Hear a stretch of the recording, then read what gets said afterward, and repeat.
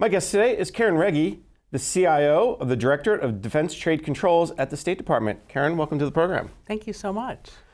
This is your first time on the program. We've had plenty of State Department officials before, but for the Director of the Defense Trade Controls, you are a new person, which is a rarity these days, it seems like, so I appreciate the fact you're here. Let's just start at the very beginning. The Director of the Defense Trade Controls, what do you guys do? What's your mission?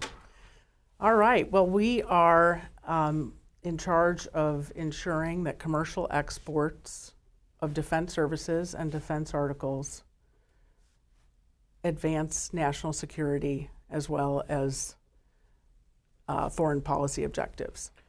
Okay, so commercial export. So if I'm exporting a technology, a product, all of the above? Yeah, and I say commercial because the Department of Defense takes care of the government to government.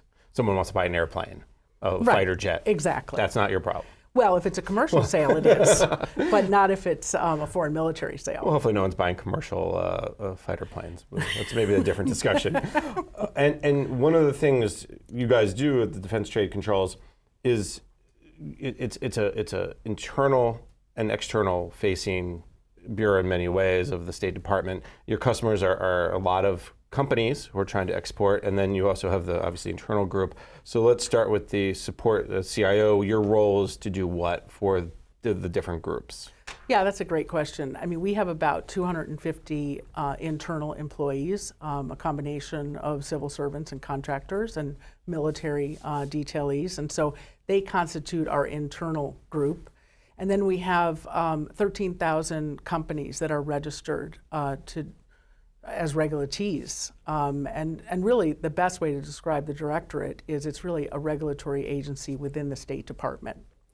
And so we have many, many more external constituents. And these are companies, defense companies that, Lockheed and Boeing and, all of the household names, and also much smaller companies that do parts and different components or might be subcontractors to some of these large companies.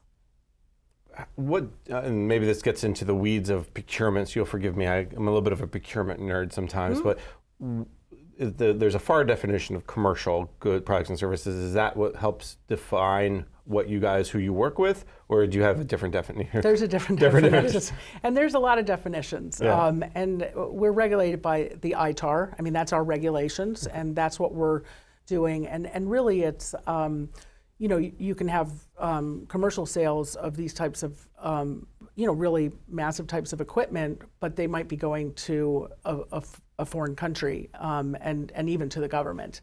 And then you have the Defense Department that takes care of all the foreign military sales.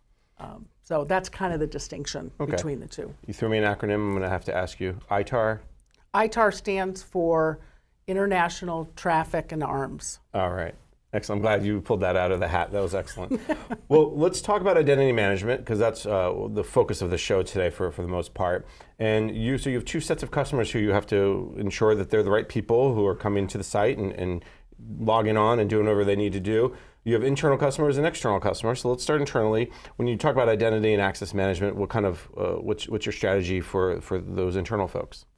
So, the Department of State, like any other federal agency, has the PIV card. So, I mean, that's the first piece, a single identity using the PIV card. And what we have done is used Okta for our roles-based management in our system for internal. So you use the PIV card, there's a layer of two-factor authentication there, and then from there, we have roles-based that is within Okta. And so we have several different systems, but we have a single identity management and access control software. So I understand PIV, obviously we know HSPD 12, it's been around, it's pushing 15 years if you can believe that, the initial HSPD when it was signed out. And then obviously multi-factor authentication, we understand that. So what's the roles-based, which is interesting to me, because that's been the nirvana of identity management. It's not just, okay, do we know who Karen Reggie is, but what does she actually have access to? And that's what you, so Karen can see this but not change it. Correct. Karen can see this and change it, and Karen can't see this at all. Right. So, and also, Karen can authorize an action, right? So that's even another role, a management role, where they can authorize the registration or authorize the license. So it's the drafter, who gets to make changes and who just gets to review it. And so those types of roles we have implemented, not in the individual applications, which is normally the way historically we've done it, but we're doing it in the platform, in the single place. And so it makes it much more complicated, much less complicated, and much more seamless, to administer and to make sure that we have the right people looking at the right things. Walk me through maybe how that works, because if Karen or if I'm one of your employees and I have certain roles, you decide my roles, I decide my roles. How does that work? I mean, we have different offices, and for the most part, the read-only access, we try to allow as many people as possible to have read-only access within the directorate. But then in terms of who can actually make modifications or approve things, those are established by the business units that we support on the IT side. And you talked about this is less complex and maybe do it application by application. Is that because you're putting a set of, if you will, parameters on that platform that tag back to the application? Because I guess not knowing the intricacies of the technology, I would say, well, don't you want to do it application by application? But of course, that, as you said, that maybe is more complex. So walk me through just a little bit at a high level how the system works, if you can. Sure. So the reason why we want to have the access management in one place is that even though we have separate applications, the roles and responsibilities within each of those applications in our instance are the same. That would not be the case. You wouldn't want to do this if there were differences in terms of what access a particular person would have in a system. So in for example, the registration system, everybody can have read-only access to it, and the licensing analysts and specialists would be able to establish comments on it, maybe send a comment over to the industry, for example, saying, you need to do this or you need to do that. And so these systems are also interactive. And so I think that the way that the more you can simplify this, the better you can manage who has access to what. And what you really want is people to have right access only to that. You want this least privilege. You want to be sure that the people who are looking at the data, who are modifying the data, that you're making good choices and that it's easy to administer with onboarding and offboarding and people moving from department to department, which happens a lot in these settings.